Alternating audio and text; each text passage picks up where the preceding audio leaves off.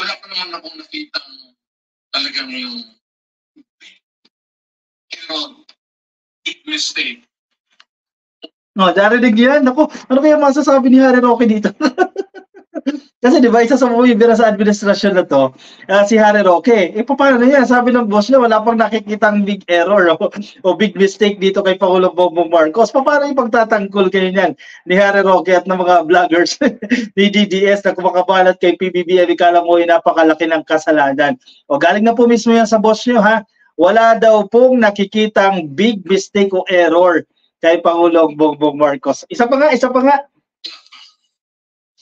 Wala pa naman akong nakitang talagang yung big error, big mistake. Wala pa. Naku, maraming mapapahiya dito ka Coffee, ha? O, wala pa raw po siya nakikitang big error o big mistake. Siguro, may mga lapses din kasi bawat administrasyon naman hindi man perfecto yan ka Coffee, no? Pero kay PBBM, wala pa raw siya nakikita dito. Di ba parang anong nangyari kay Digong? Bakit ito biglang bumait? Anyway, sige. Isa pa. Nakakatuwa ito pakinggan, ha? Wala pa naman akong nakitang talagang yung big error, big mistake. Wala pa. Okay, ayos. Ito naman. Nakitang maybe yung sa baba. Pwede? Pero sa kanya, wala akong napalitaan. Oh. So I continue to support him. Grabe, nanginig ako doon, ha? Kininabutan ako doon ka Coffee. O paano na yan? Naku po.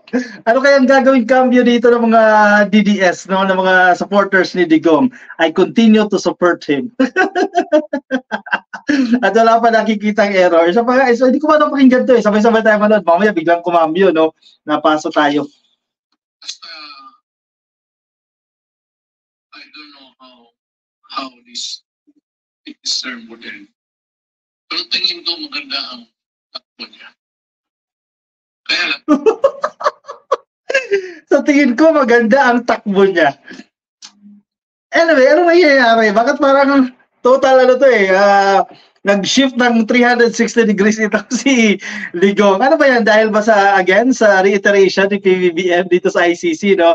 Na wala talagang jurisdiction. Parang pansinin niyo, no? Yung prayer rally dyan sa Cebu na kung ikukumpara mo doon sa naging prayer rally dyan sa Davao, napakalaki ng diferensya.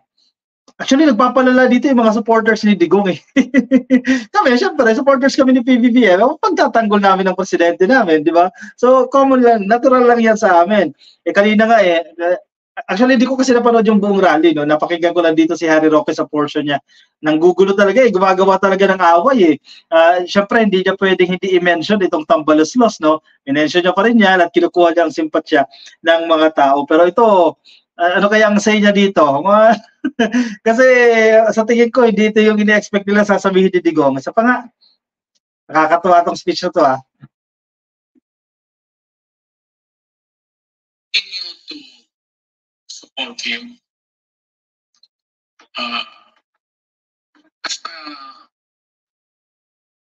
I don't know how this term would end.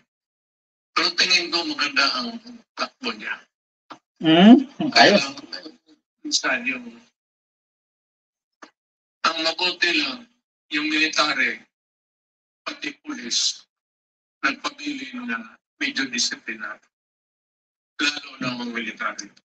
Okay yun. Walang problema. Totoo nga naman ka Coffee, no? In a way, parang medyo may promotion din sa sarili niya na parang today, mas disciplined na yung mga military, no, at then police officers. Siyempre, giving credits to his administration. Pero anyway, maganda itong statement na ito ka Coffee, itong bawi na ito ni Digong towards the end ng kanyang speech, no? At maraming napaso dito sa mga supporters ng DDS, lalo na itong si Harry Roque na isa sa mga bumibira lagi sa administrasyon. Anong masasabi niyo dyan ka Coffee?